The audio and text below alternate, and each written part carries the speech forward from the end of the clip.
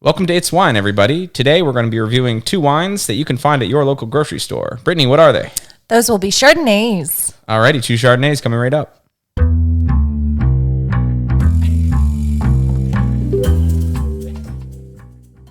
All right, so for our first Chardonnay that we will be trying today, it's a 2021 Chardonnay called Cupcake from Monterey County, California. Nice.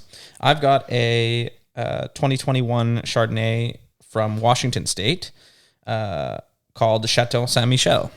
This has got a white label with a gold mansion on the front of it. What about yours?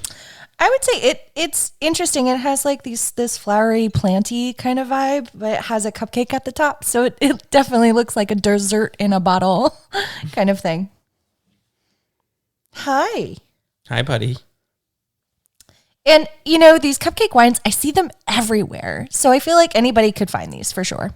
Yeah, definitely. Even this one, it's super mass-produced, Chateau Saint Michel. So you can definitely find these wherever. And in fact, that's the theme for this season, is kind of wines that are easy to find. So we'll be reviewing lots of wines that we can find at our local grocery stores.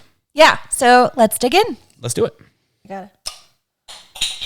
Go get it for you. So what we're expecting from these wines is definitely some pear, apple notes, as well as some citrus. And from the cheaper Chardonnays, we would expect some fake oakiness probably.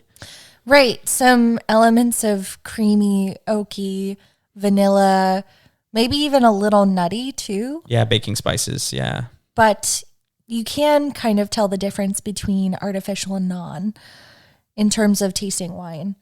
But some people pull it off really well, so we'll see. Yeah, we'll see. And since both of these are over $10, you know, we're starting to get into the kind of the real ingredients, so we may not detect that here. Possible. So I'm interested to dig in and see what we find. Yeah. Well, as you're seeing on the screen, we're getting into it. Yes. Oh, big gulp. No, just kidding.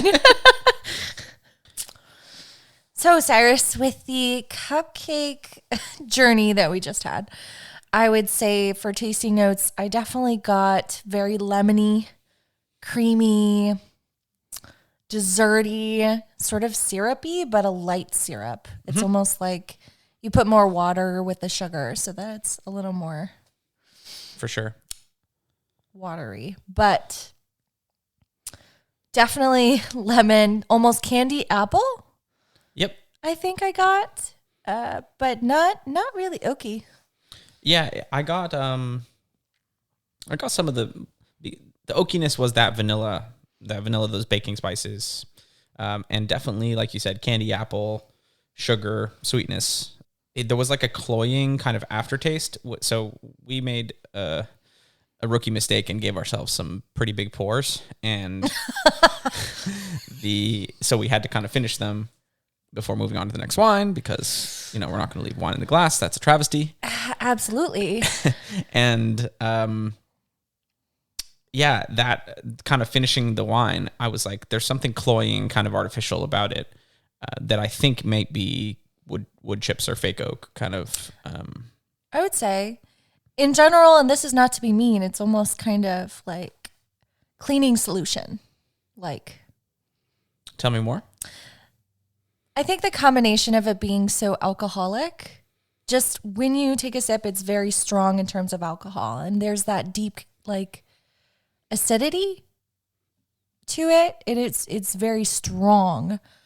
So it's kind of really in your face. And things that are very heavy in lemon, which I felt like this was, and the aftertaste was more of that candy apple. It did give me kind of that cleaning solution feel. Sure. Yeah. And we should say to the viewers that this is 14.5% alcohol, which is the highest alcohol Chardonnay I've ever had. Right. And that lemon up front, as you mentioned, is there to, I feel like it's to hide the alcohol, and it does a pretty good job. I was pleasantly surprised by that lemon. I was not pleasantly surprised by the aftertaste, but the lemon for sure was good. I think personally, when it comes to Chardonnay, I'm not huge on the lemon Chardonnay. I'm more huge on the creaminess, oakiness, kind of warm, in my opinion. But Well, you want to move on to our second bottle here? Sure. So what are your notes? Well, I've got a lot more oaky than the previous bottle. Almost a bitterness to the oak. Like they were like, "Oh, you like oak? Boom, we're gonna." Yes. Not a bad thing. No. Totally. I kind of actually like that style of Chardonnay, and they're totally pandering to me. So thank you, winemakers.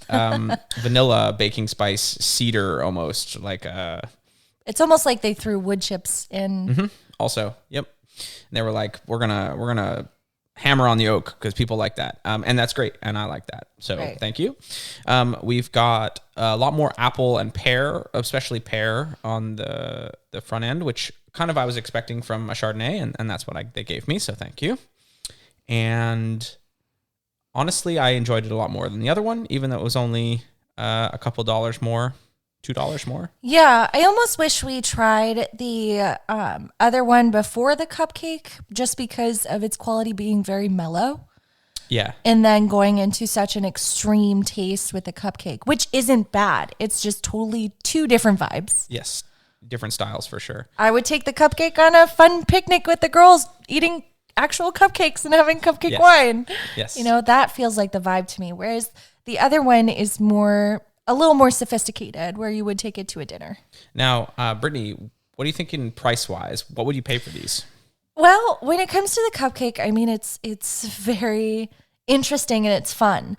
I think we got it for about $12 or so. So I would probably pay like 10. Yeah, I think that we paid a little much for it. I agree. Yeah. I think that as far as cheap wine goes, it's pretty good. Like I was expecting more sweetness, and that acidity right up front was pretty good. Right. Plus, at 14.5%, you're gonna get drunk, and that's great. Fast. And like if that's what you want, then this is actually a pretty good way to do it because It's tasty. it's tasty. Yep.